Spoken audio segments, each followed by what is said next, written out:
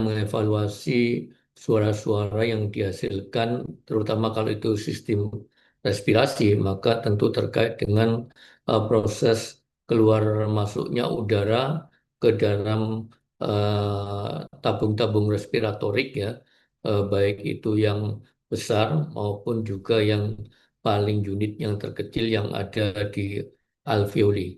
Sehingga kemudian dari situ kita bisa melihat apakah ada perubahan-perubahan karakter dari eh, respirasinya, baik itu inspirasi maupun ekspirasi, ataupun juga ada suara-suara lain yang bisa didengarkan, termasuk juga kalau Anda pada jantung tentu Anda bisa mendengarkan suara sistol, diastol, suara protodiastolik galop, kalaupun itu ada yang lain, ataupun spray sistolik galop, atau suara bising atau murmur. Nah, kalau di sistem respirasi tentu kita bisa mendengarkan secara apa ya normal adalah suara-suara respirasi normal ya, yaitu suara bronchial dan suara vesikuler. Jadi suara bronchial itu yang melewati tabung-tabung besar, mulai dari trachea, bronchus, sampai bronchioli, ataupun yang lebih kecil lagi. Bahkan kita juga seringkali bisa mengidentifikasi suara yang di antara itu, antara suara bronchial maupun suara vesikuler yang kita kenal sebagai suara bronkovesikuler. Tapi secara umum kita membagi suara yang dihasilkan, baik itu inspirasi maupun ekspirasi itu dalam dua suara yang utama, yaitu suara bronchial dan suara vesikuler. Dan tentu kemudian suara yang dihasilkan di samping eh, menunjukkan tanda-tanda bahwa respirasi itu normal, bisa juga kemudian eh, menunjukkan adanya abnormalitas dari sistem respirasi itu sendiri. Sehingga kalau kemudian kita melakukan auskultasi, Anda mungkin bisa mengidentifikasi bahwa area-area terutama di sisi sinister dari rongga torak itu kita pada bagian yang agak ke dorso dorsal ya, kraniodorsal, itu Anda akan bisa mendengarkan suara bronchial. Jadi suara bronchial itu suara yang tentu dari trache yang dia kemudian akan bercabang ke dalam bronchus bronchioli. Jadi kalau kemudian kita ingin mendengarkan suara bronchial, maka yang kita dengarkan adalah area kafum torak bagian dorsal dan lebih ke arah kranial.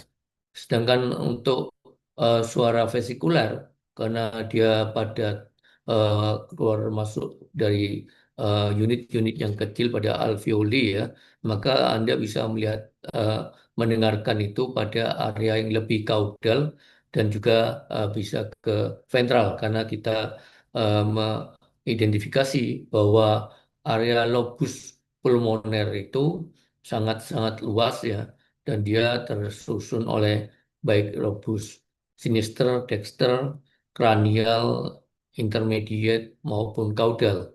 Sehingga eh, pada area yang di lebih kranial, Anda juga akan bisa mendengarkan suara jantung. Sehingga kenapa kemudian akan lebih mudah untuk mendengarkan suara vesikuler pada area-area kaudal, sedangkan suara bronchial itu pada area dorsal kranial, sedangkan suara jantung ada di area area-area dari eh, ventrokranial, jadi bagian bawah ya. Tergantung juga nanti suara jantung yang mana yang kita ingin dengarkan. Nah, oleh sebab itu suara respirasi normal itu adalah suara vesikuler dan suara bronchial. Suara vesikuler itu terdengar mirip dengan suara huruf V ya, jadi V, V. Ada juga kalau pada saat inspirasi. Pada saat ekspirasi, karakternya itu seperti kalau kita mengucapkan huruf F. Jadi sama F kan agak berbeda. Nah, ini adalah dan di sini dapat intensitas ini bisa meningkat dan menurun walaupun itu mungkin bukan patologis. Misalnya pada apa kebutuhan oksigen yang tinggi misalnya saat exercise, saat eksitasi dan sebenarnya mungkin saja intensitasnya maupun frekuensinya bisa menurun atau meningkat. Ini adalah suara eh, normal yang Anda bisa dengarkan, suara bronchial pada saat inspirasi eh, lebih panjang seperti huruf V ya, sedangkan suara bronchial saat ekspirasi itu lebih pendek dan seperti huruf F.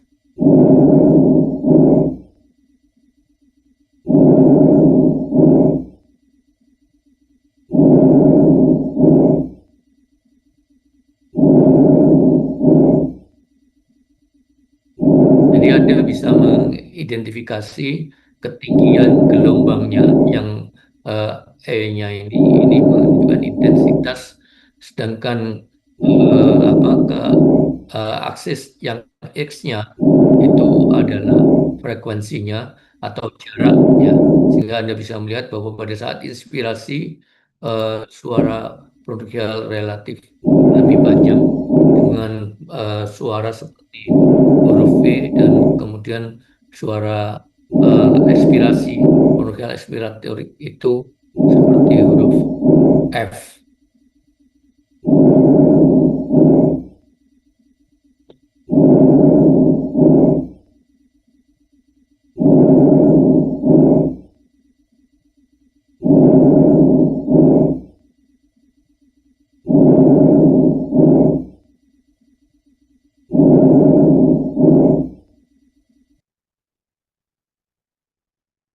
Nah, kemudian peningkatan dan penurunan ini bisa artinya bisa intensitas ya, bisa juga frekuensinya. Tadi frekuensi tadi kalau kemudian kita melihat pada aksis pada sumbu eh, apa eh, aksesnya pada X-nya itu Anda bisa melihat itu adalah menandai jarak atau waktu atau frekuensi.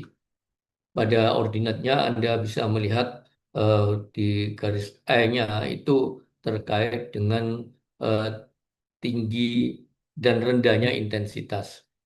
Sehingga kita juga mengenal kalau frekuensi respirasi atau jarak dari respirasi itu semakin frekuen, semakin dekat ya, maka itu yang kita kenal dengan polip pneu. Kalau kemudian kedalaman dari respirasinya, maka itu kita kenal sebagai hiperpneu. Dan kondisi-kondisi ini, frekuensi dan kedalaman yang relatif apa ya dalam eh, seringkali juga kita temukan normal pada hewan-hewan yang masih muda, yang baru dilahirkan, eh, yang bukan menunjukkan adanya kondisi patologis. Pada kondisi tertentu itu bisa juga menurun. Misalnya karena peningkatan ketebalan dinding pleura maupun torak ya, bisa karena apa adanya akumulasi fat misalnya, akumulasi lemak atau mungkin pada kondisi effusion pleural ya. Jadi ada cairan yang mengisi di rongga pleura ataupun juga eh, adanya akumulasi lemak ataupun cairan pada kafum torak ya. Kemudian juga menurun karena memang kandungan udara atau isi udara pada alveoli itu berkurang. Jadi kalau Anda lihat bahwa pada kondisi normal alveoli tentunya adalah unit fungsional bagi apa udara untuk mengalami proses oksigenasi. Dan itu tentu efektif kalau alveoli terisi oleh udara. Pada kondisi adanya inflamasi, adanya pneumonia misalnya, maka sebagian dari alveoli mungkin terisi oleh sel-sel maupun cairan radang. Dan ini juga akan menimbulkan perubahan-perubahan eh, dari suara respirasi yang kita dengarkan dan bisa menurunkan intensitas ya dari suara respirasi tadi. Nah, kemudian hidrotorak, hemotorak, neoplasia ya, itu juga bisa menghambat dan menurunkan ini. Jadi adanya eh, cairan pada rongga torak, adanya perdarahan, adanya neoplasia pulmoner, pulmo yang mengalami neoplasia, dan pada hewan-hewan tua kadang-kadang ini didapatkan normal karena memang secara fungsional terjadi suatu degenerasi dan penurunan fungsi dari pulmo. Jadi ini kita bisa dapatkan seperti itu. Kemudian suara bronchial ini kita bisa mendengarkan apa adanya suatu area di mana memang agak lebih ke belakang ya, di mana kemudian seperti huruf C, H ini.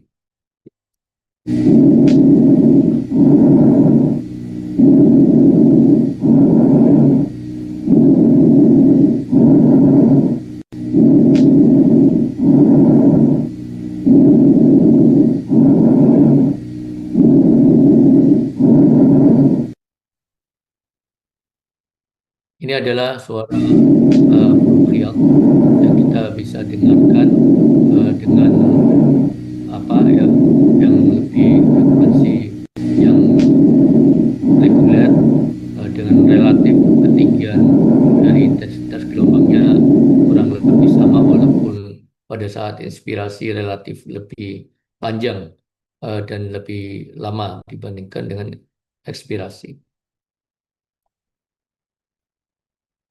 Nah, suara-suara abnormal yang kita bisa dengarkan yaitu kalau pada terjadinya suatu apa ya perubahan-perubahan secara fungsional dari alveoli untuk suara vesikuler. Jadi kalau kemudian Anda bisa mendengarkan suara perubahan yang bersifat halus ya, fine dan juga yang koarse bersifat kasar.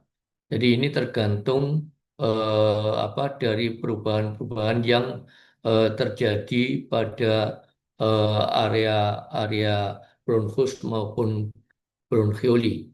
Jadi kadang-kadang kita di dalam bronchus maupun bronchioli itu ada semacam apa ya sekret gitu yang kemudian menyebabkan semacam peredaman dari suara yang masuk dan mencerminkan adanya suatu apa aliran pada bagian yang basah ya.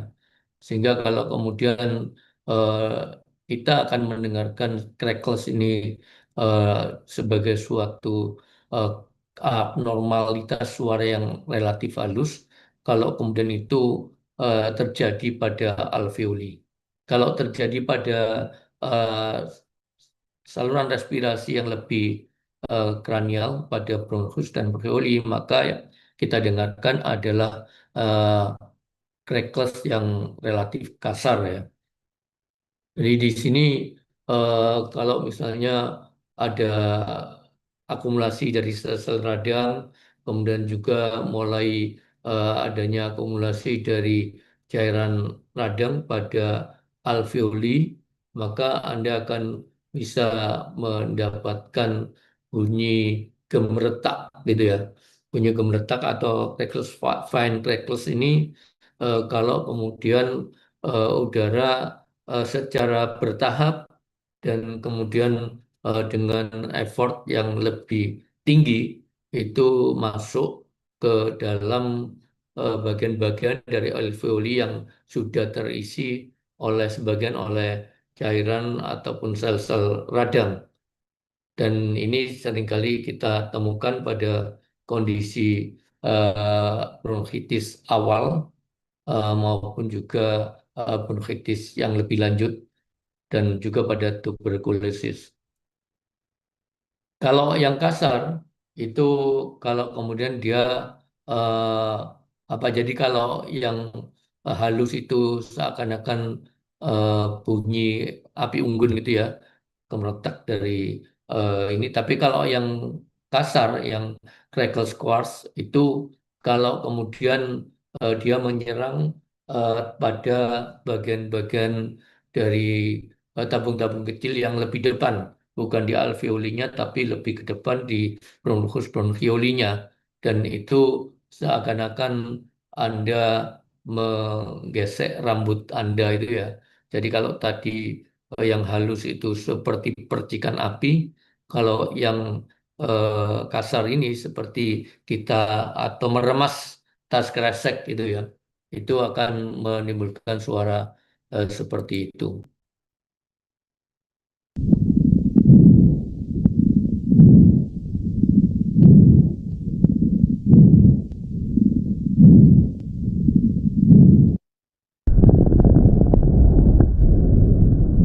Jadi Anda bisa membedakan yang kedua ini adalah suara quartz crackless ya, yang kita juga bisa mendengar suara bising seperti peluit begitu ya, suara meniup seperti ini yang halus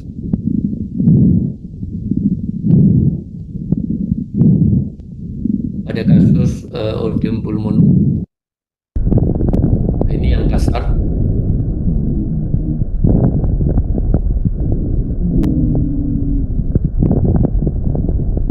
Jadi Anda bisa melihat kombinasi antara suara quartz crackles dari crackles yang kasar yang juga kemudian diikuti oleh suara halus dari suara bising eh, yang mengindikasikan adanya penyempitan.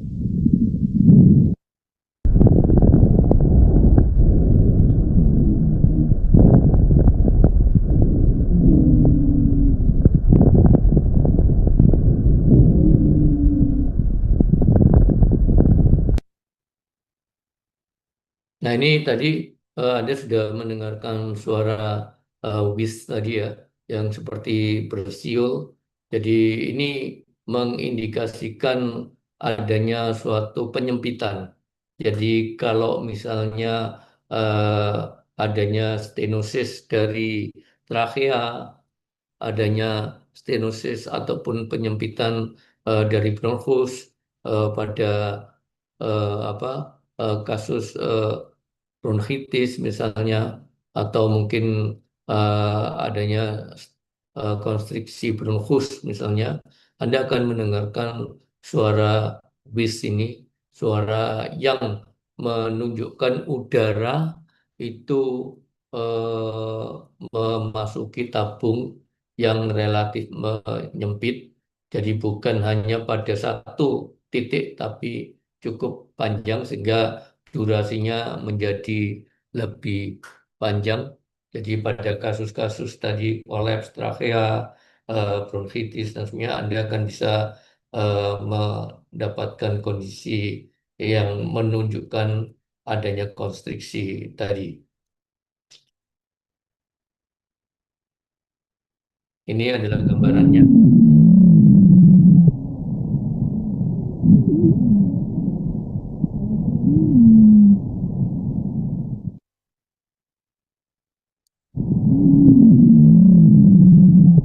Jadi Anda bisa melihat suatu bunyi yang relatif panjang ya, yang menunjukkan udara melalui suatu tabung panjang yang menyempit. Ini adalah eh, suara whizzing.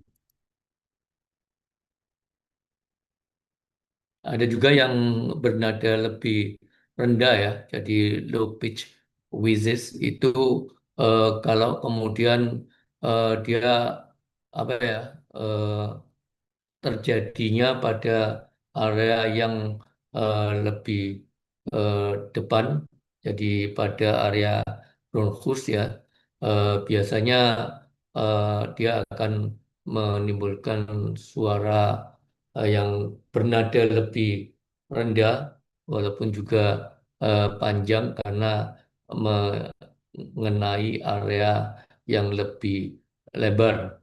Ini adalah kita kenal juga sebagai suara ronchi. Seringkali mungkin kalau pada saat setelah batuk itu suara ronchi itu bisa hilang.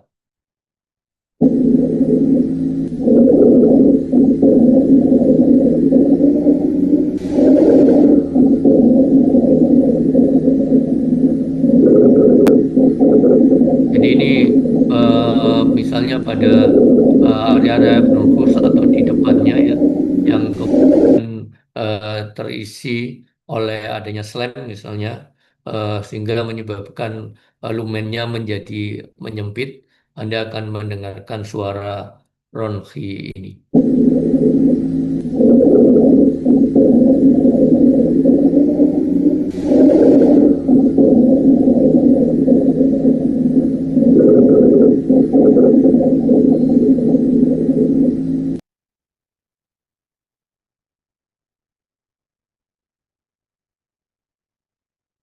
Kemudian suara yang lain ini sebetulnya eh, apa ya?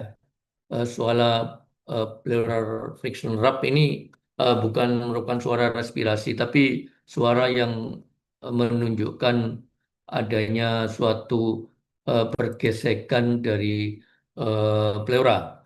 Jadi bagian yang ada di luar dari paru ya. Jadi sebenarnya apa ya, dia mungkin akan terdengar walaupun bukan merupakan bagian dari respirasi, eh, tapi pada saat inspirasi dan ekspirasi dia akan terdengar karena diakibatkan oleh pergerakan pada saat inspirasi dan ekspirasi dari pergesekan dari eh, lapisan pleura. Sehingga kalau kemudian eh, misalnya sayangnya pada hewan tidak bisa diminta untuk menahan nafas ya. Kalau pada orang misalnya, kalau kita mendengarkan suara dan kemudian pada saat eh, menahan nafas suara itu hilang, maka itu artinya adalah pleural, pleural rap ini.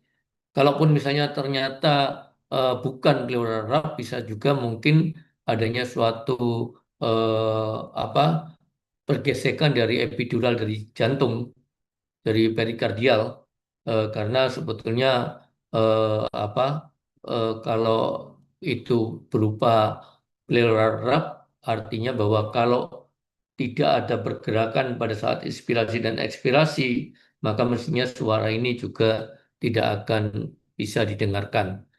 Sehingga kenapa kita bisa menekan pleural rap ini pada saat inspirasi ataupun ekspirasi, karena ada pergerakan pada saat inspirasi dan ekspirasi ini.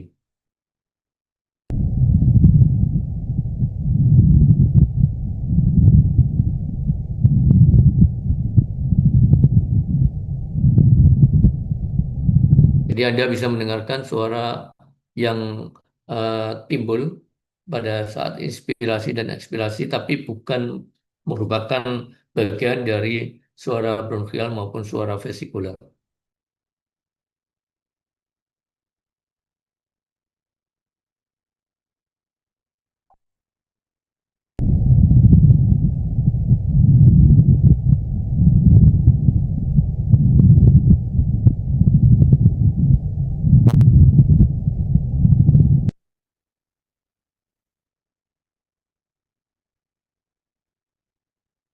Baik, adik-adik sekalian, ada pertanyaan?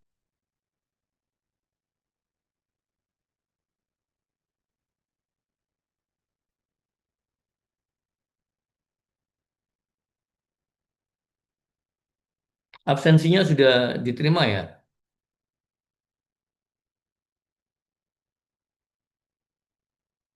Sudah, Prof. Saya sudah dikirim sama Komting kelas B. Oke. Oke. Ada pertanyaan? Kalau tidak ada, kita bisa akhiri. Terima kasih. Assalamualaikum warahmatullahi wabarakatuh. Waalaikumsalam. Waalaikumsalam Terima kasih. warahmatullahi wabarakatuh. Terima Terima kasih kasih. banyak, Banyak, Prof. Prof. Terima kasih, Dok. Terima kasih, Prof.